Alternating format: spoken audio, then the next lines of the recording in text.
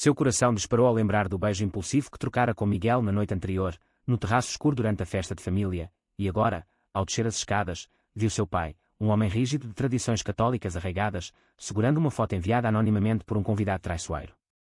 A família inteira estava reunida na sala, olhares acusadores cravados nele, e antes que pudesse explicar, o pai gritou: "Saia daqui, você não é mais bem-vindo nesta casa", transformando o que era um segredo pessoal em uma ruptura irreparável. A expulsão veio como um raio, sem tempo para malas ou despedidas. João, aos 25 anos, um estudante de arquitetura na Universidade de Lisboa, sempre soubera que sua atração por homens era um fardo em uma família conservadora, onde o avô ainda falava das glórias do Estado Novo e a mãe rezava novenas pela salvação das almas perdidas. Ele saiu pela porta da frente, o ar fresco da manhã contrastando com o calor sufocante da rejeição, e vagou pelas ruas íngremes de Alfama, o fado ecoando de uma janela distante como uma trilha sonora irónica para sua desgraça. Miguel, o homem por trás do beijo, era amigo de longa data da família, um pintor de 30 anos que frequentava as reuniões sociais, conhecido por seu carisma e talento artístico. Eles se conheceram anos antes, em uma exposição em Belém, mas só recentemente a amizade evoluíra para algo mais profundo, conversas noturnas sobre sonhos e medos que culminaram naquele momento fatídico. Enquanto caminhava em direção ao Tejo, João repensava cada decisão. Por que arriscara tanto? A sociedade portuguesa, apesar de progressista com leis como o casamento igualitário desde 2010, ainda carregava vestígios de preconceito em núcleos familiares tradicionais. Seu pai, um funcionário público aposentado, via a homossexualidade como uma afronta à moral, influenciado por sermões dominicais na sede de Lisboa. A mãe, sempre submissa, chorara em silêncio, mas não interveio. Irmãos mais velhos, casados e com filhos, murmuravam sobre a vergonha que isso traria.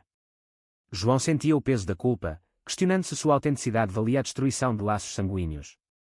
Ele ligou para Miguel, a voz trêmula: "Eles sabem. Me expulsaram." Do outro lado, Miguel, em seu ateliê no Bairro Alto, sentiu um aperto no peito. Ele, que crescera em uma família mais liberal no Porto, assumira sua orientação anos atrás, mas respeitava o ritmo de João. "Venha para cá", disse ele, "vamos enfrentar isso juntos." Ao chegar ao apartamento de Miguel, um espaço cheio de telas coloridas e cheiro de tinta a óleo, João desabou no sofá. Eles conversaram por horas, Miguel tentando acalmá-lo com histórias de sua própria jornada, a rejeição inicial dos pais, as noites solitárias, mas também a liberdade conquistada. "Não é o fim, é o começo de algo verdadeiro", afirmou Miguel, seus olhos castanhos transmitindo uma certeza que João invejava. Mas no fundo, João duvidava. Ele perdera não só o lar, mas a rede de segurança financeira, dependia de uma bolsa universitária escassa e um emprego parcial em uma cafeteria. Miguel, com sua carreira estabelecida, ofereceu ajuda, mas João hesitava, temendo dependência. Aquela noite, deitado no sofá improvisado, João sonhou com reconciliações impossíveis, acordando com a realidade crua. Precisava decidir se persistir no relacionamento ou ceder à pressão familiar para corrigir seu caminho. Os dias seguintes foram um turbilhão de emoções. João evitou ligações da família, bloqueando números para não ouvir as súplicas misturadas a julgamentos. Ele se matriculou em aulas extras para distrair a mente, mas nos intervalos, via casais heterossexuais passeando pelo campus e sentia uma pontada de inveja misturada à raiva. Porque sua felicidade era vista como ameaça. Miguel o levava a passeios por Lisboa, como o mirador da Senhora do Monte, onde a vista da cidade parecia simbolizar possibilidades infinitas. Lá, eles discutiam o futuro, Miguel sonhava com uma vida juntos, talvez uma exposição conjunta onde João pudesse expor seus desenhos arquitetónicos. Mas João, atormentado, questionava: "E se eu estiver errado? E se isso for só uma fase, como meu pai diz?" Miguel respondia com paciência, mas internamente temia que João recuasse. Uma semana após a expulsão, veio o primeiro confronto direto. O irmão mais velho de João, Pedro, o encontrou na cafeteria onde trabalhava. Pedro, um advogado de 32 anos, casado e pai de 2 filhos, sentou-se à mesa com expressão grave. "Pai está destruído, João. Ele acha que falhou como pai. Volta para casa, pede perdão, e esquece essa bobagem com Miguel." As palavras cortaram como facas. João rebateu: "Bobagem. Isso sou eu, Pedro. Não é uma escolha que eu posso desligar." Pedro insistiu, mencionando a herança familiar, a reputação na comunidade portuguesa conservadora. "Pense na mamãe, ela chora toda noite."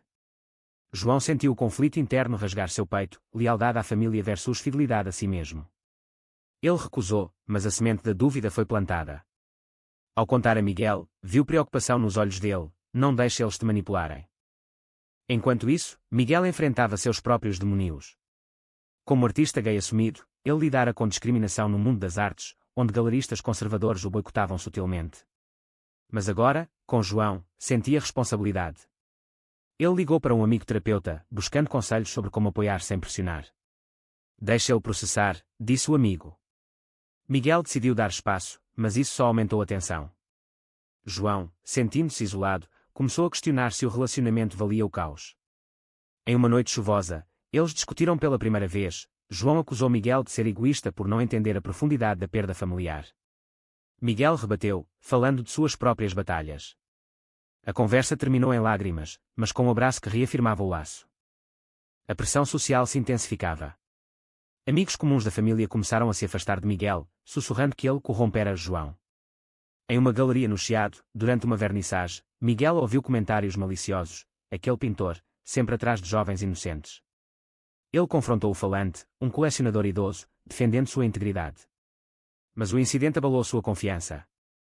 João, ao saber, sentiu culpa. Eu trouxe isso para você. Miguel negou, mas internamente ponderava se valia continuar.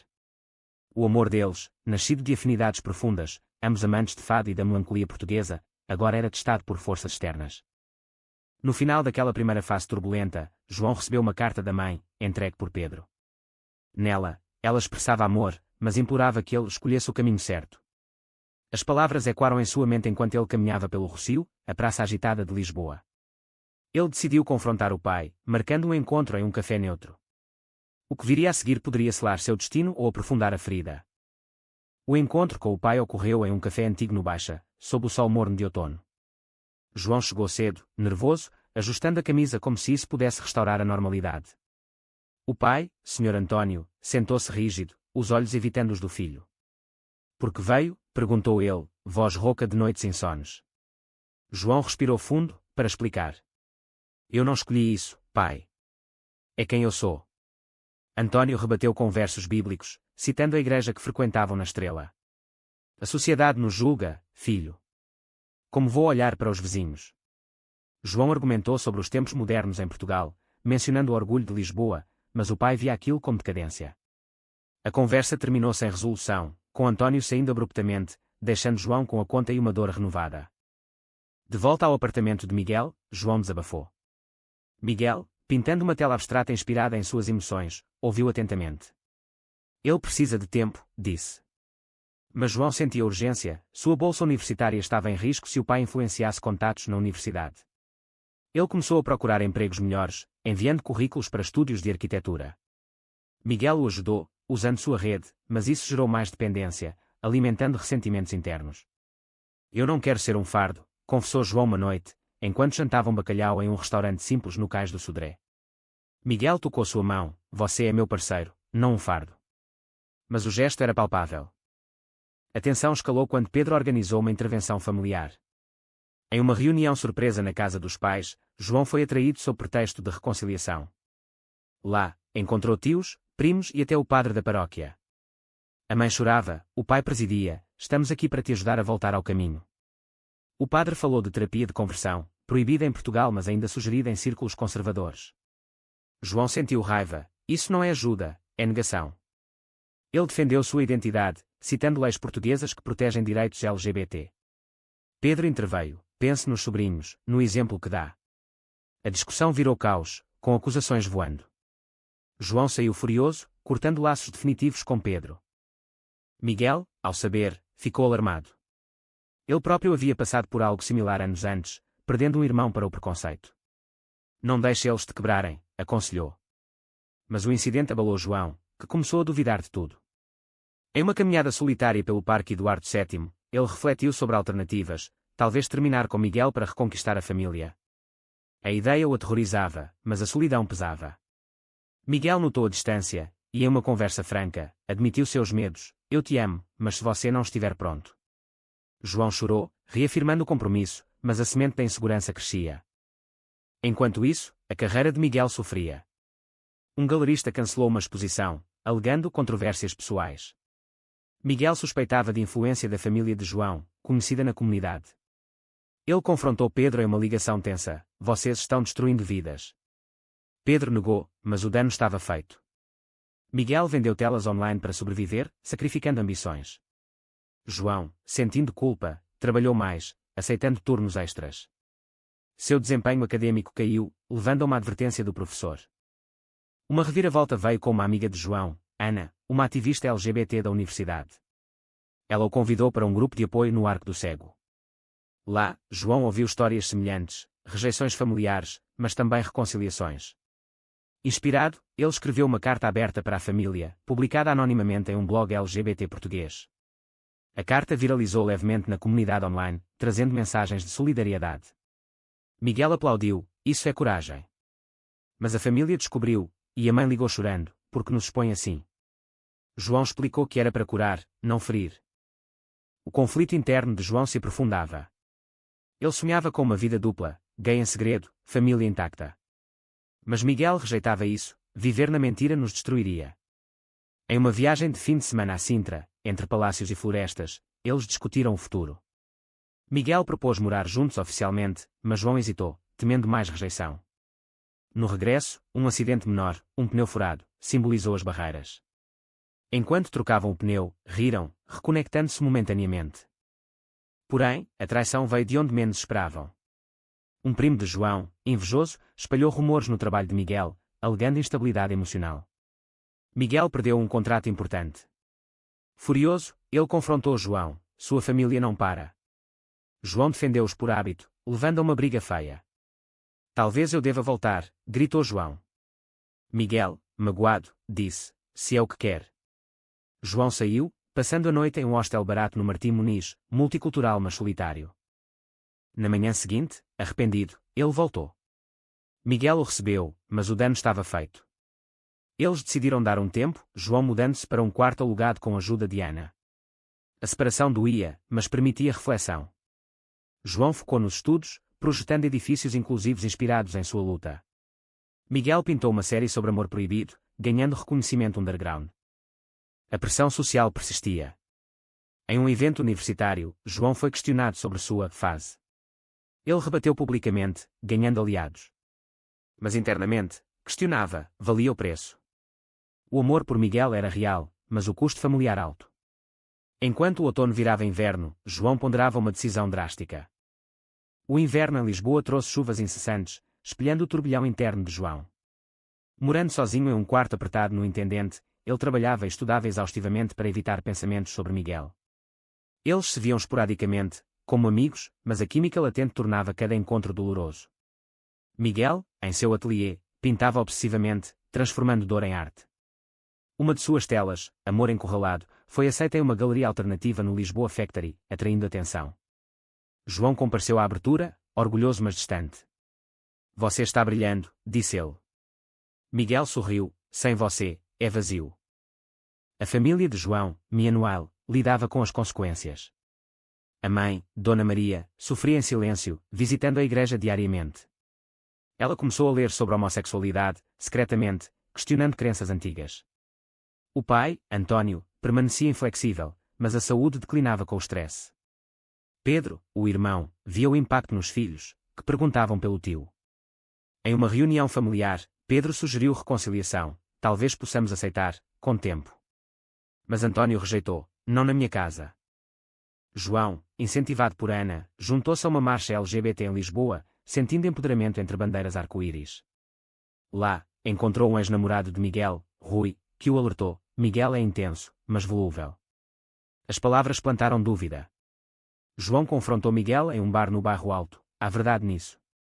Miguel admitiu relacionamentos passados turbulentos, mas jurou mudança por João. A honestidade fortaleceu o laço, levando a uma reconciliação cautelosa.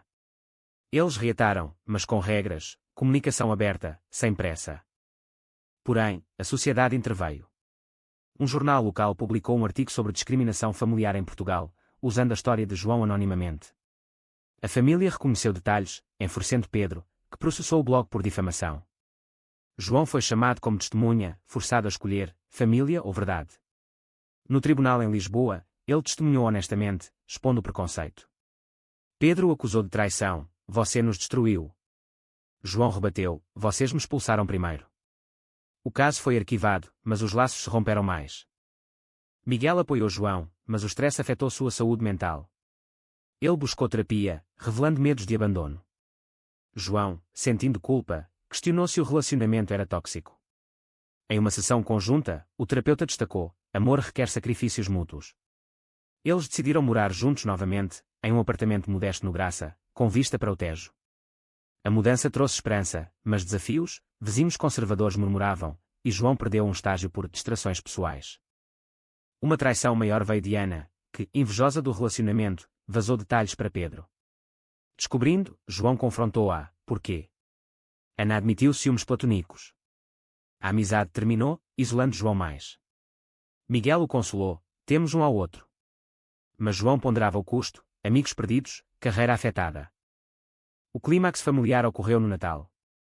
Dona Maria convidou João secretamente para uma ceia. Ele foi, sozinho, encontrando a família tensa.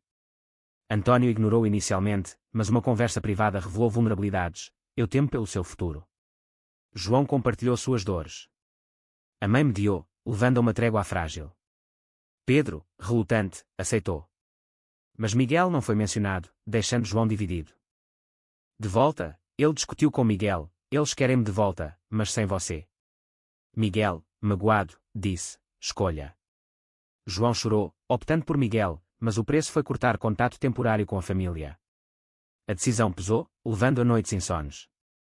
Enquanto o ano novo se aproximava, João refletia sobre as perdas: inocência, segurança, relações.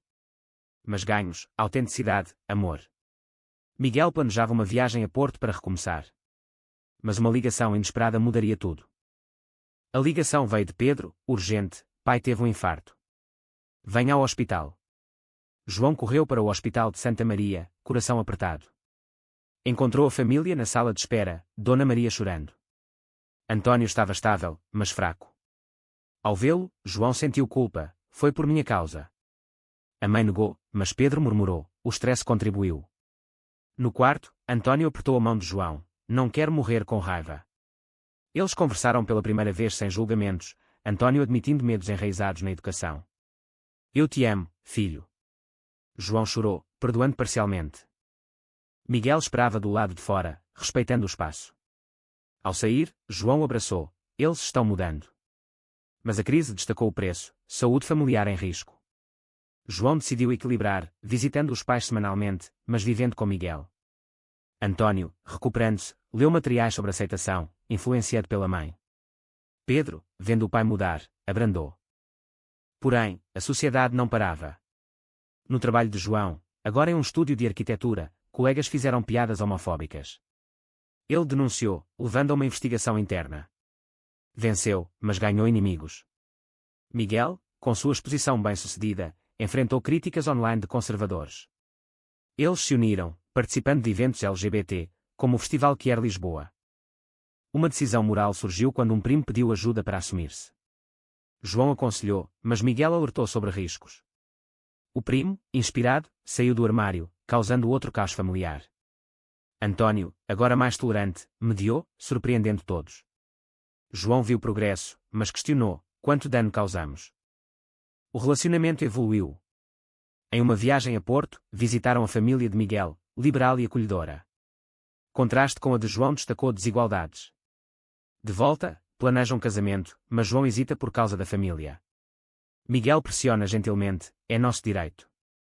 Uma traição final veio de dentro: João, estressado, flertou inocentemente com um colega, buscando validação. Miguel descobriu mensagens, confrontando: é isso que quer. João negou, mas o dano de confiança abalou. Eles separaram brevemente, João refletindo sobre impulsos. Reconciliaram com promessas de fidelidade. Enquanto a primavera chegava, com flores no jardim botânico, João ponderava o caminho: amor versus tradição. A família convidava Miguel para um jantar, um passo gigante. Mas tensões persistiam. O jantar familiar ocorreu na casa em Alfama, atmosfera tensa mas esperançosa. Miguel chegou com uma garrafa de vinho do Douro, nervoso. António apertou sua mão rigidamente, Dona Maria sorriu. Pedro observava. A conversa fluiu de trivialidades para profundezas, Miguel falou de sua arte, João de projetos. Quando o tema orientação surgiu, António admitiu: eu estava errado. O amor é amor. Lágrimas rolaram, reconciliação selada com um brinde. Mas nem tudo era perfeito. Fora da família, desafios continuavam. João perdeu uma promoção por preconceito sutil, levando-o a mudar de emprego. Miguel enfrentou boicote em uma galeria. Eles se fortaleceram, fundando um grupo de apoio para jovens LGBT em Lisboa. Anos passaram em flash, casamento em uma capela progressista, a adoção de uma criança, carreiras florescendo. Mas reflexões sobre custos persistiam, amizades perdidas, saúde afetada, batalhas morais. No final, João olhou para Miguel, grato. A jornada de dor levara à luz. Mas foi certo priorizar o amor sobre a tradição familiar inicial.